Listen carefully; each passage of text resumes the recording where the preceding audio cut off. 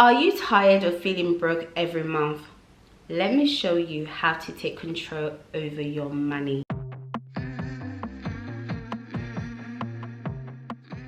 Hi guys, welcome to my channel. If you're new here, please click the button to subscribe so that you receive all my latest uploads. And if you're not, guys, welcome back.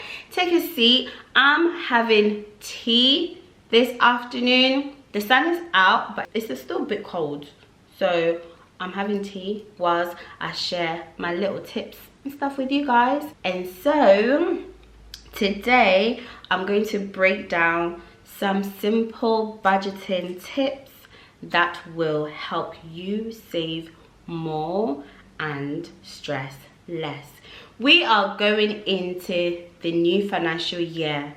April is like 2 days away and I can't believe it. I actually can't believe first quarter is done, but technically it feels like, you know what, yeah, in the finance world it's the new year. April 1st, starting from April 1st is the new year. So I thought, since we're going into the new financial year, let me share some nuggets with you guys. I will be following some of the tips that I'll be sharing today with you as well. So yeah, I thought, why not? Let's start the next quarter with a bang. Okay, so I heard a quote from a financial counselor, and he said that if you don't tell your money where to go, you will wonder where it went. And that is so true. If you can't figure out how every month you get paid and then you're wishing for the next month to come because you've spent the money, then you will know. But the only way to know what's going out versus what's coming in is what? Budgeting. Budget. Budgeting is such a good way of controlling how much you spend on a daily, weekly, monthly, heck, even yearly basis. So I'm going to share with you some of the tips that I learned from this financial counselor, and also to share with you what I personally did to save up enough deposit to purchase my first property. It is so important to budget. It doesn't matter if you're earning millions or in thousands. It's so important to know where your money is going. So first thing first, know how much you're earning on a monthly basis. Whether you're doing a full-time job, a part-time, a side hustle, knowing how much is coming in will help you position yourself in budgeting. There are various reasons why we feel scared to even say the word budgeting, or to put it out there that I'm budgeting or I'm going to budget. Budget feels too restrictive, and that is so true. Like, as soon as you say that I'm gonna budget this month, I'm not gonna do this, I'm not gonna do that, all of a sudden you actually feel like, I can't breathe, I can't spend, I can't do this, budgeting is inconvenience, and I can't do this and I can't do that. But in reality, budget helps you to structure your spending. And unless you budget, you will know how much you're spending on what. So although it may seem scary or restricting, or you feel like I can't do A, B, and C, it is important. Yeah, the budget requires vision. And for my personal journey, I always knew that I wanted to buy a house. I always knew after university, I said, I'm going to buy a house. I must buy a house. And so I had the vision of, I want to save in order to buy. So once I started looking potentially how much I can afford, how much the banks will give me, that gave me that motivation to put money aside on a monthly basis. And as I did, it wasn't scary anymore.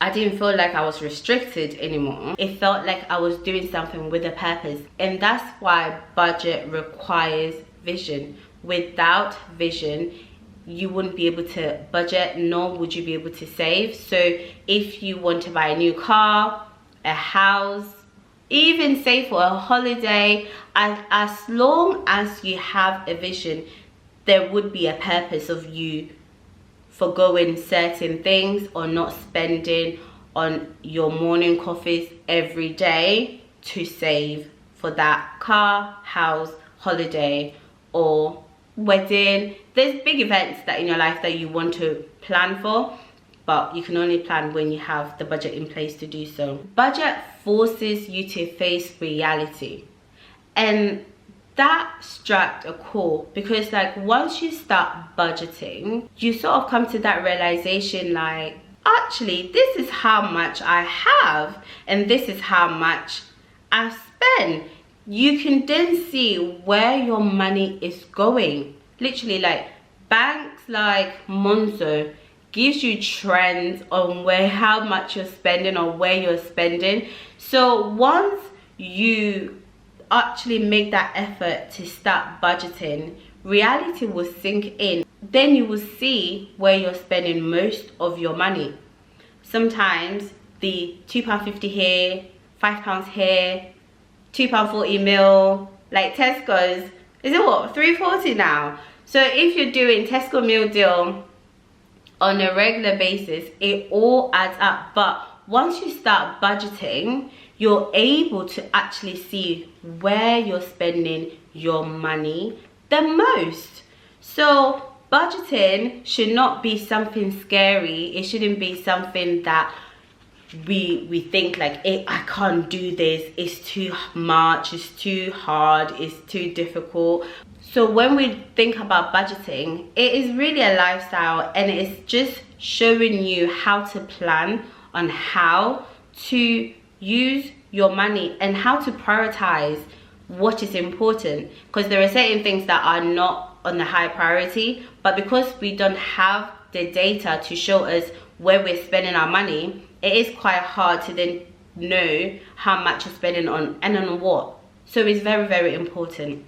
I say all this to set a premise on why it's so important for us to begin to think about budgeting and the importance of budgeting. It doesn't matter if you're earning more or less, having a budget in place helps you run your life. It helps you prioritize your life. It helps you take a step back. Before you purchase something, you think about it more than if you don't have a budget in place. So like if I want to go on a holiday, which is every day, my brain is always ticking, travel, travel, travel, travel, but I have to budget for that particular holiday. And you know, when you think about going on a holiday, it's not just about the flights or the accommodation. You also have to consider the spending money, the journey, how long you're going to spend there.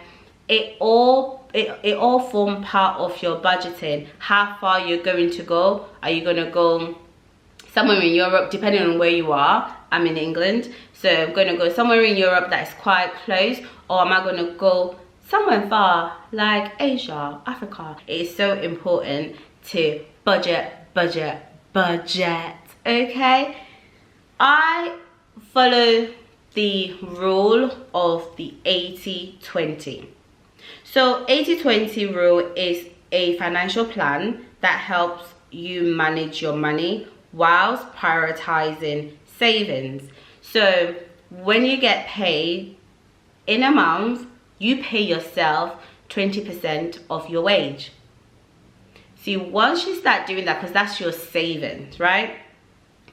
If all your spending, so like your important spends like rent, utility bills, mobile, all the important stuff that you need to monthly take care of, if you feel like if you take 20% out of your wage, you cannot live on that 80%, then that's when you start to see where the cracks are. On a monthly basis, you know how much you're receiving.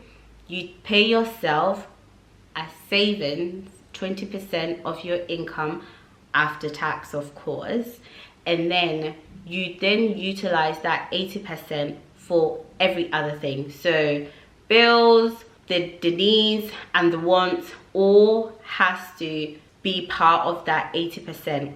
And that would really help you save quicker. And also when you're saving, you obviously would think about the savings interest rate, who has their best interest rate, to put that 20% in so that you will earn interest on that money. So once you get into that place of where you're ready to save, then you can put this into practice, saving 20% and spending 80%. Also, I know that the Jewish also have a way of saving. So they do 50% of your income going to your expenses, you know, rent, bills, etc. 30% investment. If you're into like crypto investment, or maybe you want to build a portfolio of property investment, or you want to invest in someone's business, or you invest in your own business, so that 30% will go into an investment that would bring return. So you're not just investing and not getting return on your investment, so but that 30% goes towards that investment. 10% would then go to your own personal savings, so just something on the side, just in case something breaks down in your house, or your car breaks down, or you have an emergency that you need to help someone or do something for yourself or for your family. So then you have that 10% saving for a rainy day. And then the remaining 10%, they do charity. So they help the needy, the poor, depending on what you see as charity. You may have people in your community that needs help, like a family that you can shop for, do their monthly shopping for. With that 10%, there's so much good that you can do for your community, or for someone that you know, or any other charities that you know of. You can donate that 10% to do charity, and that's how they also save. And I think that's a good way of saving as well. And if you want to save for a big purchase like a house, there is so many investment accounts that you can open to start saving. And the number one place that I would recommend you to start is to open a lifetime ISA. When I was saving for my house at the time, it was Help to Buy ISA, which you save £200 and then the government will contribute £50. It is the same basic. So with the lifetime ISA, you have the opportunity to save up to £4,000 in that financial year, the financial calendar year. So from April to March, if you're able to save £4,000, the government will give you £1,000 free. It's free money. So basically, whatever you save, you get 25% on that money. And as you're saving, you're still getting interest on that money, on that bit pot. So you can save for a house or for your retirement. That's what the lifetime ISA gives you, that opportunity to do. Save for a house or save for your retirement. And it is between 18 to 39. So if you're within that age bracket, 18 to 39, April is just 2 days away. Go to your bank online. There's Moneybox. Skipton Bank does the ISA, but there's also so many other banks online, especially, that do the lifetime ISA. I would encourage you to open a lifetime ISA to begin your saving journey. If you feel as well that your normal monthly income, you're not able to save as much. For example, the 20% that I mentioned earlier, or the 10% that I mentioned, based on the 80-20 or the Jewish lifestyle and saving method, then maybe it would be good to look elsewhere to see what kind of side hustle that you can do. Because when I was saving, it was during lockdown. Nobody was going anywhere. I was not spending, I was not traveling, so that in itself helped me to save more. And I also had a part-time job that I was doing aside my 9 to 5, when people were furloughed and enjoying the sun, sitting in the garden drinking their cider or beer or wine. I was not furloughed. I was doing normal 9 to 5, and then I would go do my part-time job in the evening as well. So that also can help you save quicker. So if you have the time and the availability, then I would recommend you looking into a side hustle. Now you can do a lot of side hustle online, so look into what you can do after your 9 to 5 work, if you do 9 to 5. And if you do a shift work, maybe you should see how many hours in a week that you can do something else aside from your normal job. So that could also help you gain more money and save quicker. Also, ways to save money quicker is if you have the ability to live with your parents or a family member. That in itself will really help, because it's so hard renting and saving. It is the most difficult things to do. So if you have the opportunity, or if there is an opportunity for you to live with a family member or even share a house with a friend, that will help a lot. Because living alone and paying rent and trying to save and then having a life is all difficult to do it by yourself, especially if you're doing it alone. So if you're a single person and you're renting and you're trying to save and all of that, so that could be a bit difficult. But if you can live at home, if you give yourself, let's just say 2 years or 5 years to live at home and save. So you make a plan and you say that in 5 years time I want to save this amount of money. You open the ISA account and you're living at home and you're not paying as much, or you're not contributing as much as you would if you lived alone or if you rented alone, then that would be the best option as well. And let me know what you guys think. This is my tips. I am no financial advisor, so take everything that I have said with a grain of salt and pick and choose what you can do with what I have said, okay? I hope this has been insightful, and if you like more of this type of topic, let me know. Do comment below. I plan to share some insights and little nuggets of what I hear and learn, and so that like this whole adult thing that we're doing, we can do it with ease and no stress, because we're not stressing this year. No stressing. I hope you've enjoyed this advice, and as always, don't forget to subscribe, share and like, and I will see you in my next video. Thanks for watching. Bye.